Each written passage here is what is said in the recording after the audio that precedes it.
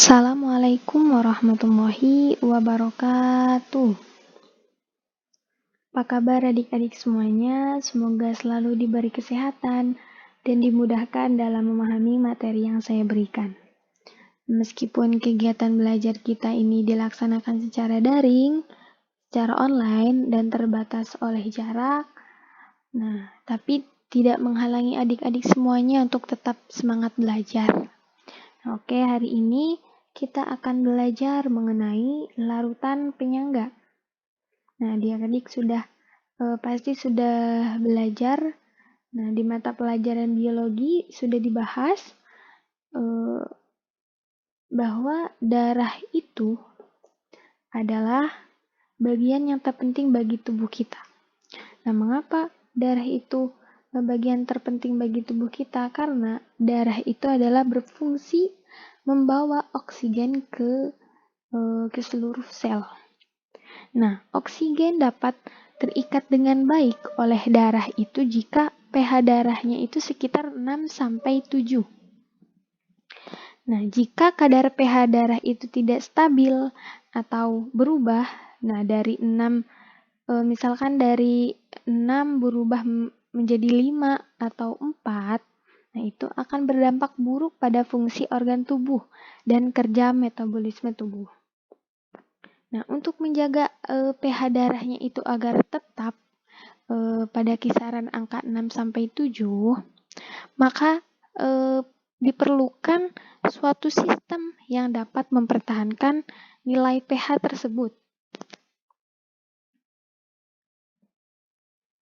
Kemudian bagaimana cara darah itu dapat mempertahankan nilai pH-nya? Jadi cairan darah dalam tubuh manusia itu memiliki sifat penyangga. Memiliki sifat penyangga. Sifat penyangga inilah yang mampu mengendalikan kondisi pH dalam darah. Jadi apa yang dimaksud dengan larutan penyangga? Larutan penyangga itu adalah larutan yang dapat mempertahankan nilai pH-nya atau larutan yang pH-nya relatif tetap, tidak berubah apabila penambahan sedikit asam dan sedikit basa.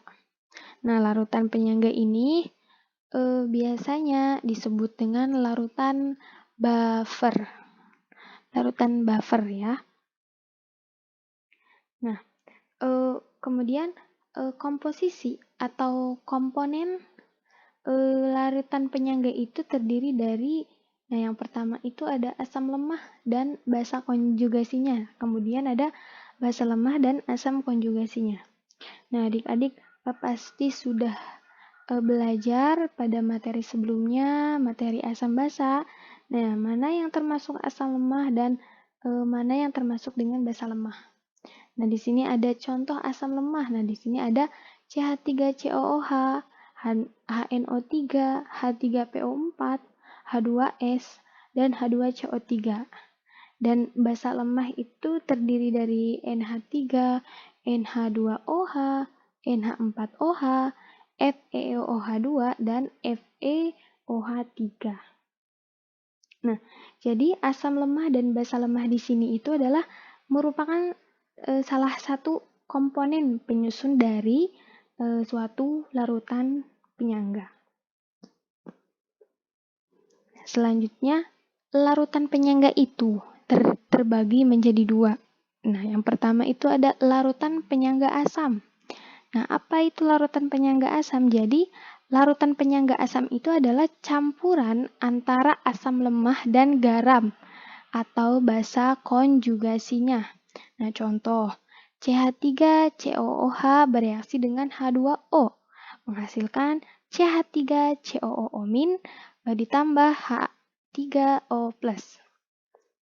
CH3COOH di sini itu bertindak sebagai asam dan H2O ini bertindak sebagai basa. Kemudian menghasilkan CH3COO- itu yang bertindak sebagai basa konjugasi. Dan H3O+ bertindak sebagai asam konjugasi. basa konjugasi dan asam konjugasi di sini maksudnya itu apa? Nah, adik-adik tentu ingat dengan teori asam basa Bronsted-Lowry. Nah, sama halnya dengan teori asam basa Bronsted-Lowry, yang mana menurut teori tersebut itu basa konjugasi itu adalah asam yang telah melepaskan atau mendonorkan protonnya.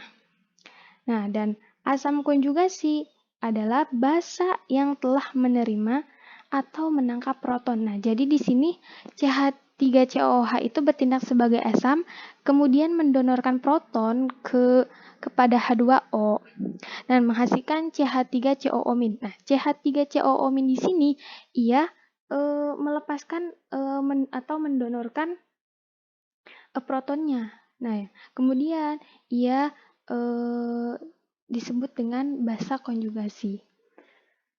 Nah, di sini H2O ini adalah basa yang menerima proton dari asam. Nah, hasil dari reaksi tersebut itu H3O+. Nah, kemudian disebut dengan asam konjugasi karena ia basa yang telah menerima atau menangkap elektron. Nah, yang kedua ada larutan penyangga basa. Nah, larutan penyangga basa ini adalah campuran antara basa lemah dan garam atau asam konjugasinya. Nah, sama halnya dengan yang di atas. Asam basa konjugasi di sini itu sama halnya dengan teori asam Bronsted-Lowry. Nah, NH3 bereaksi dengan H2O menghasilkan NH4+ ditambah OH- ya. Nah, NH3 di sini itu bertindak sebagai basa dan H2O di sini itu bertindak sebagai asam. Nah, kemudian menghasilkan NH4. Nah, ia bertindak sebagai asam konjugasi dan OH-nya di sini itu bertindak sebagai basa konjugasi. Nah, yang tadi sudah Ibu bilang bahwa asam konjugasi itu adalah basa yang telah menerima atau menangkap elektron dan OH yang bertindak sebagai basa konjugasi. Nah, asam yang telah melepaskan atau mendonorkan protonnya. Nah, di sini ada contoh percobaan uji larutan penyangga. Nah, di sini kita akan identifikasi mana yang termasuk larutan penyangga dan mana yang bukan termasuk larutan penyangga. Nah, di sini ada air murni dengan pH sebesar 7. Kemudian air murni di sini itu ditambahkan sebanyak 0,01 m HCl.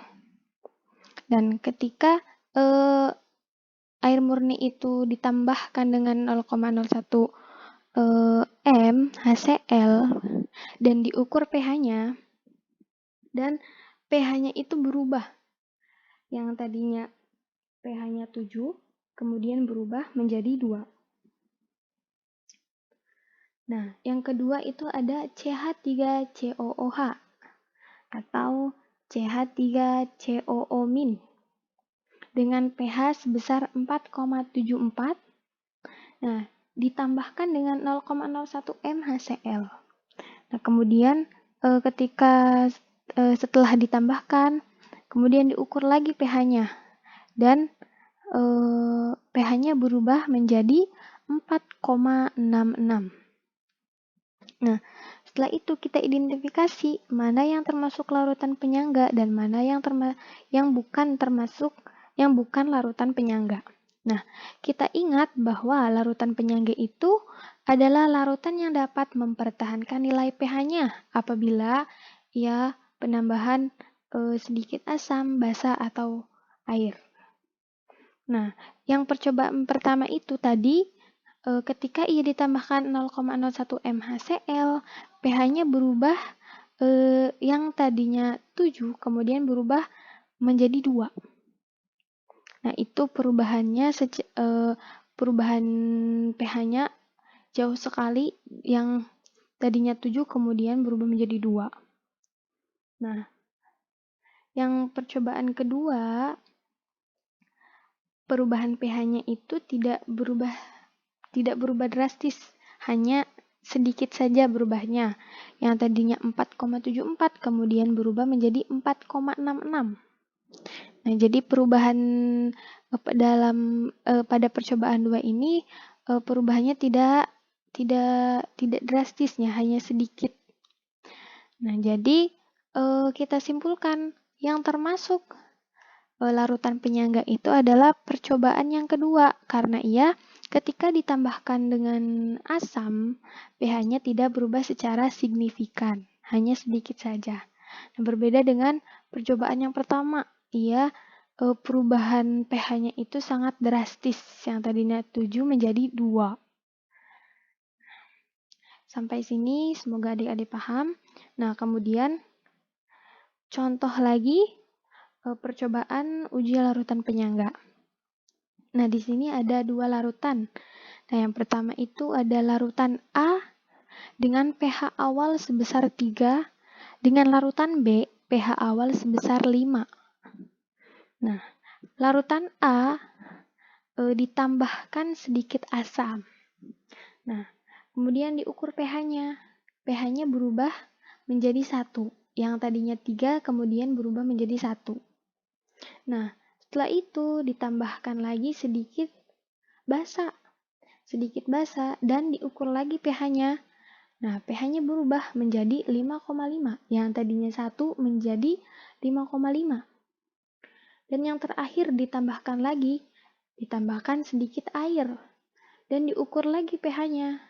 Nah, diukur lagi pH-nya kemudian berubah lagi.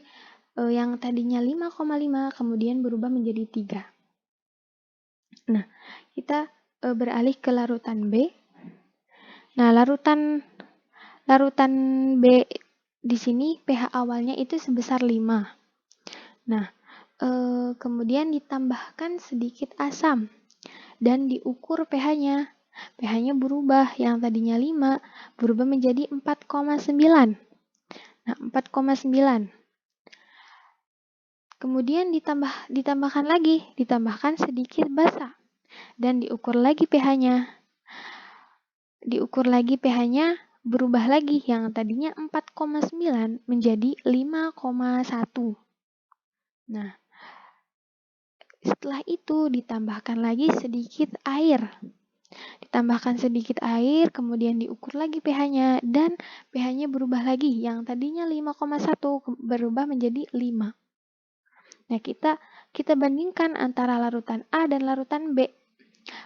Kita bandingkan perubahan pH awal dan pH akhir. Nah, larutan A pH awalnya itu 3, kemudian berubah menjadi 1, 5,5 dan berubah lagi ke keadaan semula yaitu 3. Nah, perubahan di sini itu perbedaannya sangat jauh, yang tadinya 3 kemudian 1. Nah, yang berubah dari 1 kemudian 5,5. Nah, itu perubahannya sangat jauh sekali. Sangat signifikan. Nah, berbeda dengan larutan B. Nah, larutan B di sini pH awalnya itu sebesar 5. Kemudian ia berubah menjadi 4,9, berubah lagi pH-nya 5,1, dan yang terakhir pH-nya kembali ke keadaan semula yaitu 5. Nah, bisa kita lihat pada larutan B, perubahan pH-nya itu tidak berubah drastis, yang tadinya 5, kemudian 4,9. Nah, itu hanya berubah satu angka. 4,9 ke 5,1 pun tidak berubah drastis, hanya sedikit. Dan yang terakhir berubah lagi keadaan semula yaitu 5. Nah, bisa kita simpulkan bahwa yang termasuk larutan penyangga itu adalah larutan B, karena larutan B itu larutan yang dapat mempertahankan nilai pH-nya, sehingga ketika ditambahkan sedikit asam, basa, atau air, pH-nya itu tidak berubah secara signifikan. Nah, dan larutan A di sini ia termasuk bukan larutan penyangga karena ia tidak dapat mempertahankan nilai pH-nya. Tidak dapat mempertahankan nilai pH-nya ketika ia ditambahkan sedikit asam, basa, atau air, pH-nya itu berubah secara signifikan. Sampai sini adik-adik semoga paham apa yang saya sampaikan. Ditonton videonya dan dipahami. Apabila ada yang kurang dipahami, silahkan adik-adik bertanya dan kita diskusikan di Google Classroom. Dan jangan lupa belajar. Di minggu depan kita masih belajar materi larutan penyangga. Kita akan belajar menghitung pH dari larutan penyangga. Nah, tetap semangat adik-adik. Semoga paham. Kurang dan kurangnya mohon maaf. Wassalamualaikum warahmatullahi wabarakatuh.